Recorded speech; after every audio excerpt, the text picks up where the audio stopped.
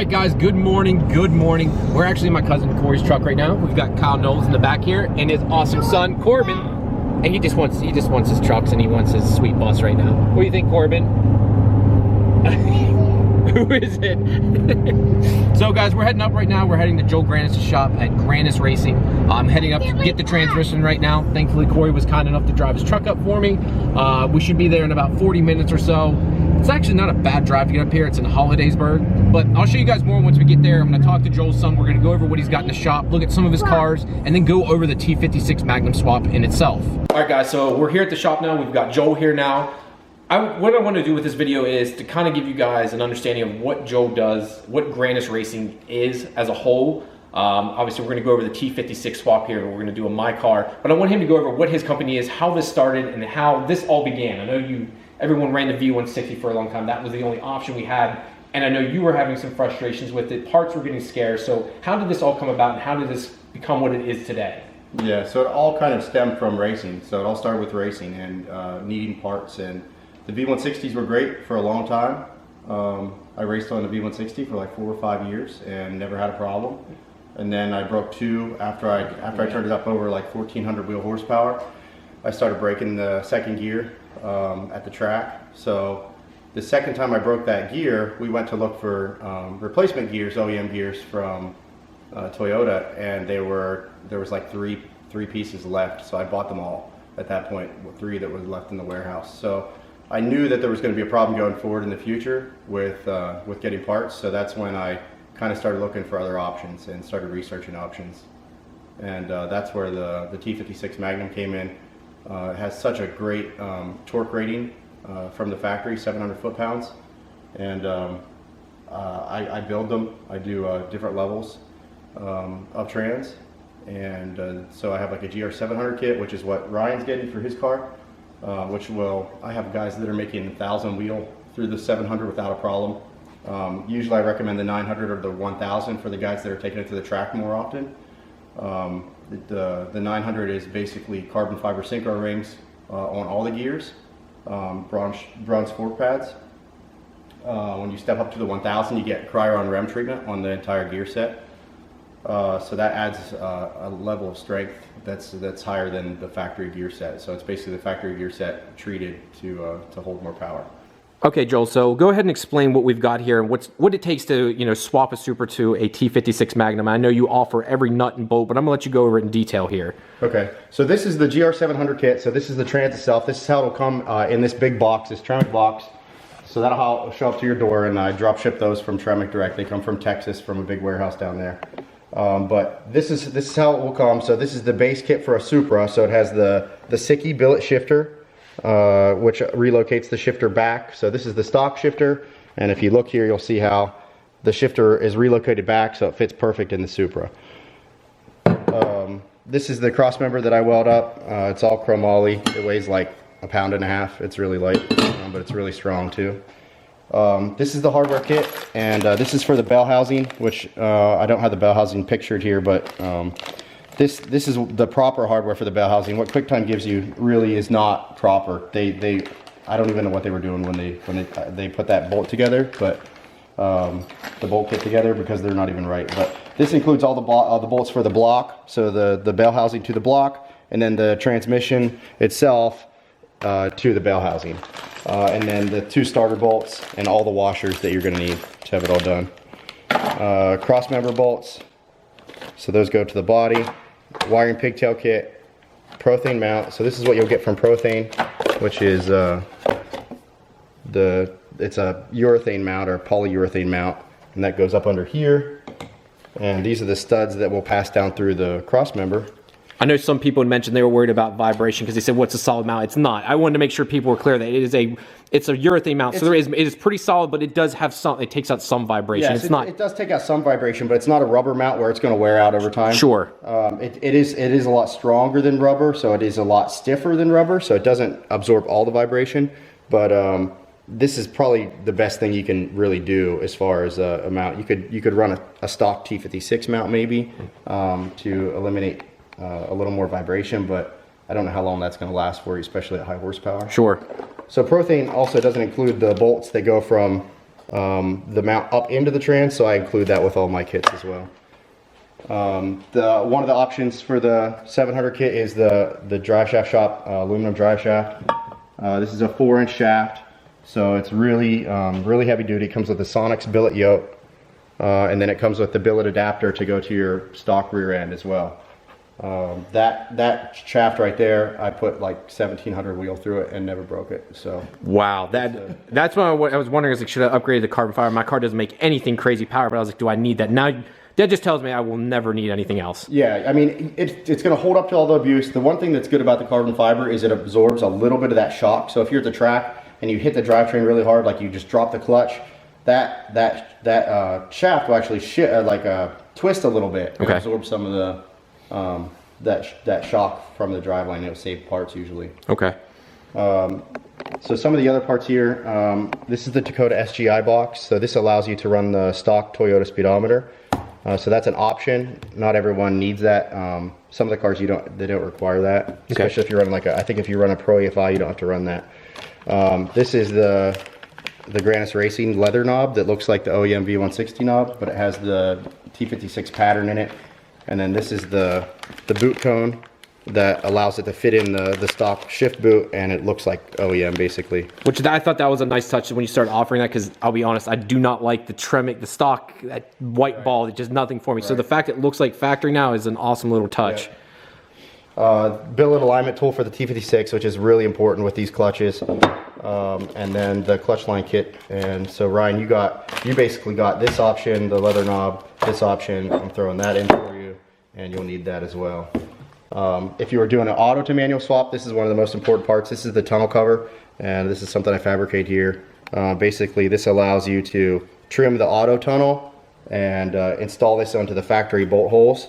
Put some seam sealer around there, and it's going to seal it up from the outside environment into your car without having to swap that entire 6-speed tunnel. The 6-speed tunnel swap is a crazy process. You have to remove the dash, drill out all the spot welds, put the new tunnel in, and then re-weld it and seam seal it. So this is like a 45-minute install versus like a 4 or 5 hour, probably maybe even longer than that, for the 6-speed tunnel. Which makes perfect sense. I mean, let's be honest, no one wants to take out their entire dash to take something that you realistically can never see. It's never seen unless you're underneath the car, and no one cares about that. So that's a smart, nice little touch you added there. Yeah, it's all hidden underneath the interior panel under the shift boot, so you'll never see any of that stuff. But I try to make it look good, even so. All right, guys, so that's the full lineup. Again, I will be doing a step-by-step video, guys, on installing this. I want to go over a couple other things here with Joel. There's some nice cars in their shop, and just want to show you some of the things he's worked on and his race car, which I know everyone's going to ask about.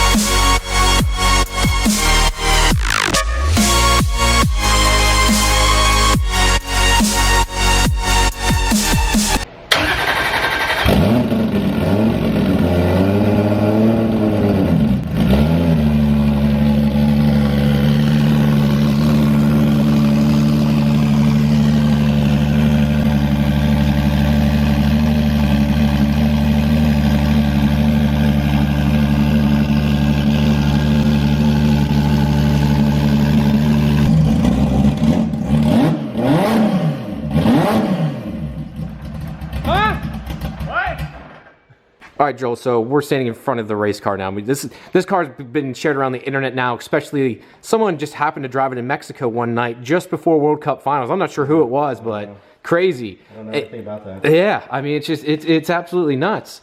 And I just wanted some breakdown of this car and, you know, how you got to this point, because we have the white car in the back, guys, which I'll get you some B-roll of and show you. You started with that, and now this is just insane. The car is crazy. It's Project H pattern, as you call it, and it's a fully chassis. I'll just let you explain from here on. So the chassis itself is a 25.3 chassis done by Precision Chassis over in Pottstown, PA. So the car was bought. It's a hardtop car, originally a TT auto car, and the front end had some damage, and the guy had started to cut it up to make it a project like a race car, but he kind of abandoned it. A guy named Ryan Jackson up in Buffalo, who was nice enough to send me an instant message the one night showing me the car, and I told him I'd be up the next day to pick it up. The red car that's sitting outside is another hardtop car that I bought down in Maryland, and I was planning on cutting that car up, and then the next day after I bought that car is when Ryan messaged me and said, hey, I have this car, I don't know if it's going to be what you want.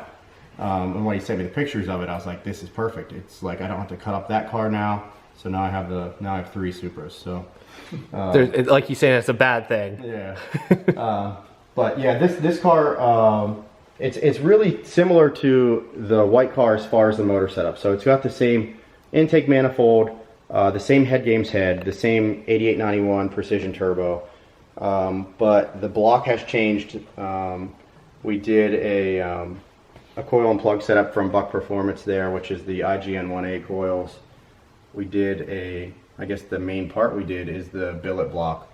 So I did a billet block from Bullet, which is water jacketed. It's the first one in the US, which it allows you to street drive the car basically, versus just a solid billet aluminum block. Sure. Did an offset ground 3.2 crank. Brian Roach is my engine builder down in Maryland. He did the assembly of the motor. I said head games head, GSC cams in there. We did a custom grind cam for this car to kind of make it kind of responsive since it's still 6-speed. I think that's pretty much it as far as the motor goes. It's got one of my dry sump kits on there, which I'm going to be posting some details of here shortly. Can't wait to see that. I know you were posting about a block sale you were trying to do, correct? There's something going on with there's a group buy on the billet blocks. We need one more person to get it together, and then we can go ahead and order those 3 blocks. More than 3 is always welcome too, but I'm just trying to help, trying out my buddy John Stats out. Nice. Get him a block at a decent price because he has problems cracking them just like I did. Yep. So yeah, I mean, the car works. It goes straight, which is the best thing. Which is like the most important thing was trying to get it to go straight. But there's still some bugs in it. World Cup, there were some electrical issues. We didn't have time to really dyno tune it like I wanted to. We took it to the dyno, ran into electrical issues over there. Never really got it ironed out. Just went to World Cup hoping to get a pass out of it, and it just didn't work out. So I'm gonna do a complete new wiring harness on the engine. The engine harness was still the same harness from the white car, which was not ideal. And it's still the M800 Motec from the white car, which I'm going to swap out to M1. And Delgado is going to put his firmware on there. Sure. He has some tricks that he has up his sleeve for the car too. So it seems like anything Delgado touches, like it's just like he's like everyone just speaks so highly of that man as a tuner. He's a genius. But it's awesome, man. The car, I mean, this car is just a Project H pattern. Like I've been following this like crazy, and I kept wanting like updates. I was like, man, when's it done? When's it done? And like when I saw you just like hammering at it for like a month and a half, trying to get it done, getting there just in time for World Cup. I know you. When I saw you, I could just, as soon as I walked in the bus or into the camera, I was like, yep, he's frustrated. I'm gonna give you this shirt and I'm gonna walk out. I could just tell like you were.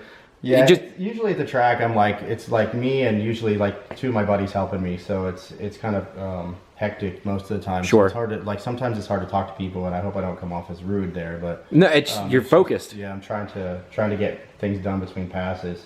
All right, so let's go over some of like what's under the car and kind of going, you know, the suspension and everything else that's going on with this car here. Yeah, so it's still an IRS car, so that's what I wanted to retain was the IRS, and I think most people know I do those chromoly subframes. So it has the chromoly subframe, and I had powder coated orange to match the car. I had to have it match, of course. But it has a Penske based suspension. It's done by PRS, Precision Racing Suspension. They're over near my chassis shop too, for the rear suspension. The front suspension is strange spindle mounts. Okay. So I don't know if you shot some of that, but yep. You'll see that. It's one of the unique features about this car is It has spindle mounts up front for lightweight. The car is about 300 pounds lighter than my white car. So if you do the math on that, 195 traps, it should probably trap over 200, and it should, you know, be deep in the sevens. I know. Got to put it all together in a good pass. I know one thing, and I don't want to cut you off there. I remember something with the front suspension was an issue for World Cup final. I remember reading it months and months back, and then I saw the car, and it still had the same suspension. So what happened with that, if that's okay to talk about? I mean, I know there was an issue there with it, and like they said, like it wasn't regulation, or the shock towers weren't right. It had to be factory shock towers. Yeah, I know what you're talking about now. Yeah, basically, the rule book says that you have to mount the strut to the factory strut tower location. So that's what we do here, but it kind of, if you look at it, it kind of angles a bar out. So the spindle mounts, they have to be mounted like vertically, almost perfectly vertical. And the way the super struts mount factory are leaned in really steep. So you can't really get a spindle mount to work unless you put an angle bar out and mount the spindle mount like that. So we did a plate here on the strut tower and mounted out to the top of the strut. And then to reinforce that, so it wasn't just like a leg that if I wheeled it and came down hard, it would just bend that pipe like it was nothing. Sure. We reinforced it into the actual chassis itself. So there was questions about, did we use the factory strut tower place, like mounting place? And we did. We just reinforced it into the cage. So there was no rule books that said the top of the strut has to be like angled in with the strut tower. It just has to mount to the strut tower. So that's what we did. So it's legal. I mean, it should be legal.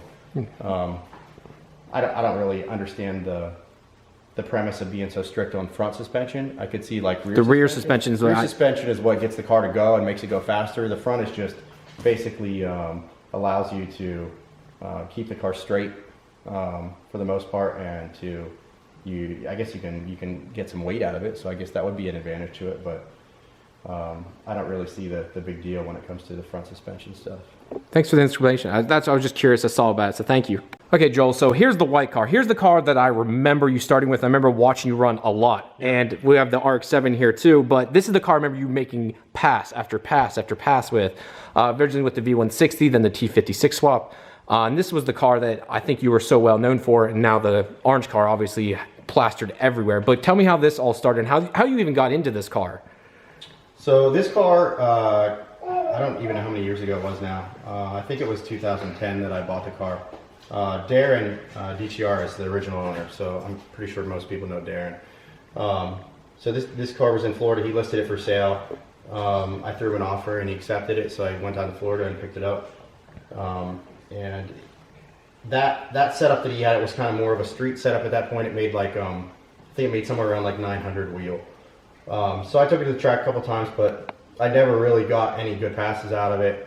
And then I kind of got an itch for it to try to make it go fast, and talked to Darren a little bit more about it, and we put the turbo back up to an 88, and I put VP import fuel in it, and like for whatever reason, as soon as I put that VP import fuel in there is when everything started to go. Like I ran my first 7, I think the first time at the track, or I mean my first 8, sorry, I wish it was 7. I ran my first 8 at Pittsburgh Raceway Park, and that kind of like lit a fire under me. And I went to, I think it was later that year, I went to, what is it, down in Maryland, the IREV event. Yep. And I told Darren to turn it all the way up. I said I want to give it everything it's got down here because of the track prep. And I ran at 836, and it still had the AC, the power steering. It still was like 100% street car. I basically would pull the exhaust off and leave the downpipe on it. Put the slicks on it, and that's how it would run at the track. And that was like, I think Darren ran 838 in the car, so I beat his best time, and that kind of like, that was like when I was like, okay, this is like what I want to do now. Yeah. So the next 4 years was me trying to go faster, and put a lot of money and made a lot of changes to take it away from that like street car type of setup, which I really regretted as I did it, because the car was not as fun, and I didn't really gain that much ET. The fastest the car ran was 817 at 186 or 188, I think. So I only gained 0.2 in ET, and made a ton of changes. It took a lot of weight out of it, so it just never it never happened quite like I expected it to.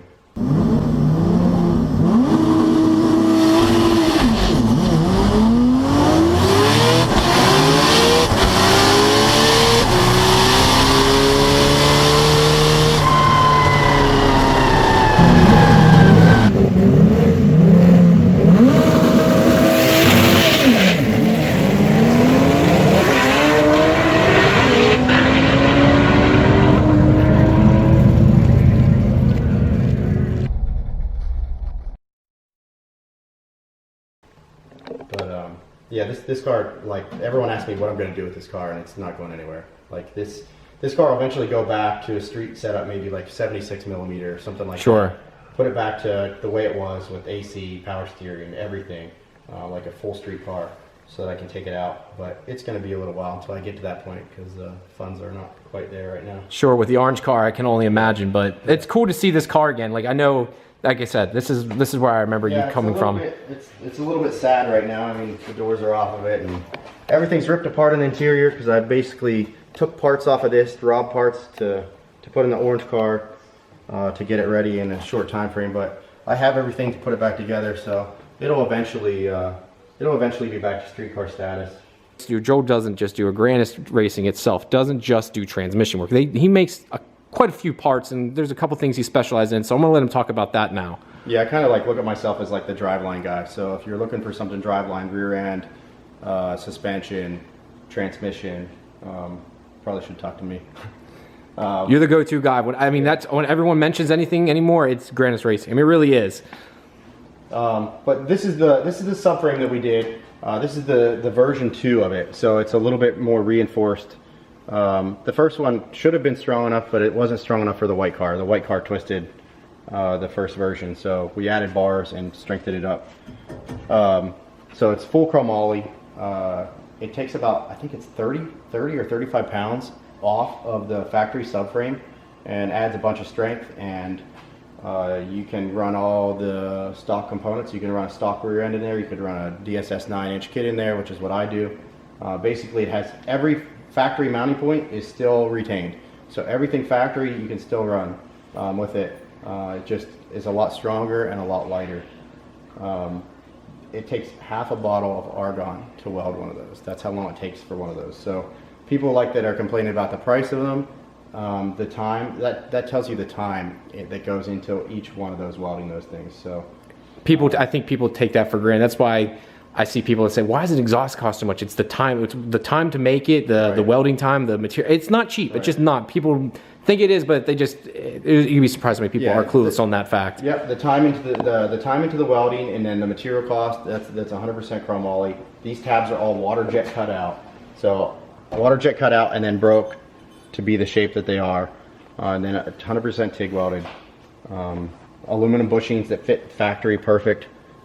This thing will slide right up in like a factory subframe would. So that's awesome, man. All right, so move over to the next part here. So just go ahead and segue into the next. So most of this shelf over here is like all transmission stuff. So the only thing that's not transmission stuff up there, like is the manual rack kits, which you can't really see much. There's just some white boxes there, so you're not going to see much out of that. But those are the manual racks before I assemble them. The QuickTime bells, which I always keep in stock. I have, I think I have 12 in stock right now, which about 4 of those are already sold, I think. So I always keep OS Geiken clutches in stock, Tilton components. So these are a big seller. The Tilton hydraulic release bearings.